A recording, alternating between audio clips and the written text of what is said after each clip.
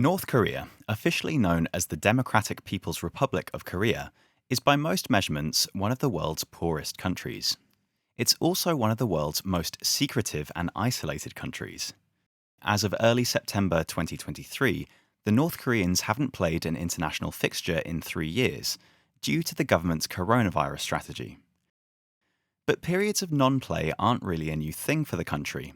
The national team didn't field a side at all between 1993 and 1998, the years coinciding with the North Korean famine. So how is it that North Korea are so good at football?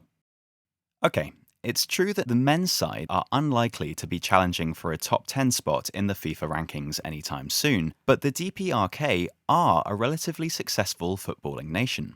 It's some feat that the men's side has managed to qualify for 2 World Cups. That's currently more times than either Israel, China, or Ukraine.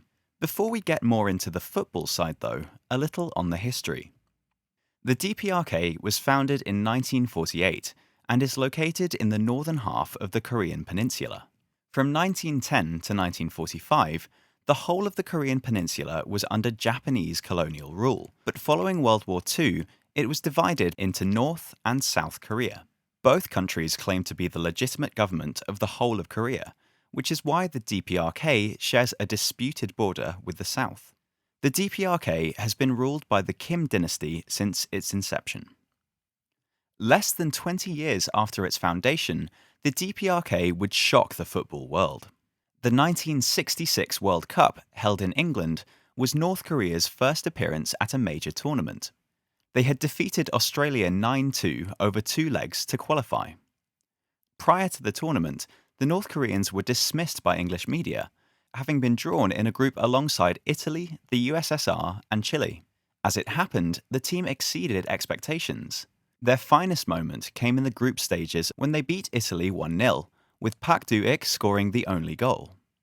It was a win that meant the team, against all odds, would progress to the knockout stages. In the quarter-finals, they faced Portugal. Incredibly, the North Koreans were leading 3-0 within 25 minutes. However, the game would end 5-3 in favour of Portugal, courtesy of an inspired Eusebio performance in which the forward scored 4 times. North Korea exited the tournament, but had gained a lot of praise along the way for their bold attacking style. They were particularly popular in Middlesbrough, where the squad had been based. It's believed thousands of Middlesbrough fans had travelled to Goodison Park to cheer on the North Korean side against the Portuguese. It's possible that North Korea would have performed strongly at the next World Cup too, held in Mexico, but instead they withdrew during the qualifying stages, after they were scheduled to face Israel.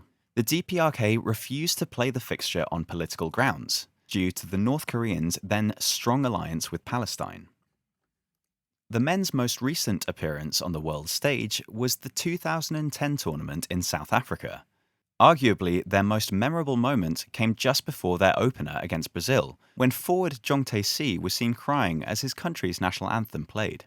The game saw North Korea defeated 2-1 by the then 5-time tournament winners. Subsequent losses against Cristiano Ronaldo's Portugal and Didier Drogba's Ivory Coast followed. Despite these high-profile appearances on the world stage, it's actually the women's side that's a greater source of pride for most North Koreans. The team has qualified 4 times for the World Cup. This is some achievement, especially given the tournament only began in 1991, and the North Koreans didn't enter in 95 and were banned in 2015. The 2015 ban came after several players from the squad failed a drug test. According to the North Korean delegation, the cause of the failed test was a traditional Chinese medicine extracted from a deer's musk gland. They claimed it was administered after a number of players were hit by lightning. The successes of both North Korea's national teams are made all the more impressive when you consider that the vast majority of players are unable to play their football abroad. Clubs in North Korea are connected with government departments or industries. The nation's most successful club side, for example, is the April 25 Sports Club, which is affiliated with the Army. Siniju Locomotive Sports Club, another first-tier side, are connected to the Korean State Railway.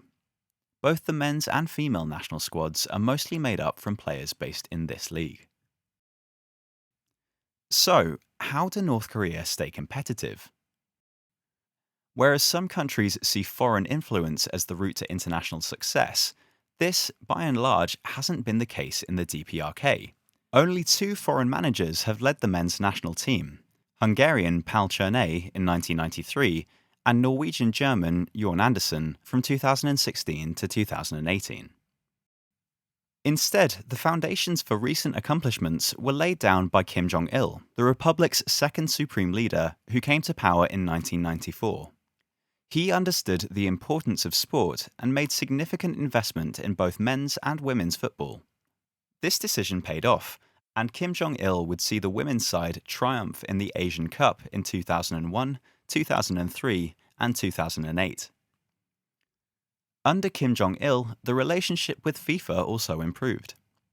This was an important and necessary step for the long-term development of North Korean football. In 2002, then FIFA President Sepp Blatter visited the country, alongside political advisor Jerome Champagne. The World Cup was due to be held in South Korea and Japan later that year, and there were fears of North Korean interference. Jerome Champagne said, "The more we were engaged in helping North Korea football, the less tempted the regime would be to disrupt the World Cup in 2002. Regardless of the reason for the visit, the North Koreans managed to secure funding for new all-weather pitches and assistance in organizing training camps in Europe. When Kim Jong-il died in 2011, his son, Kim Jong-un, was named his successor.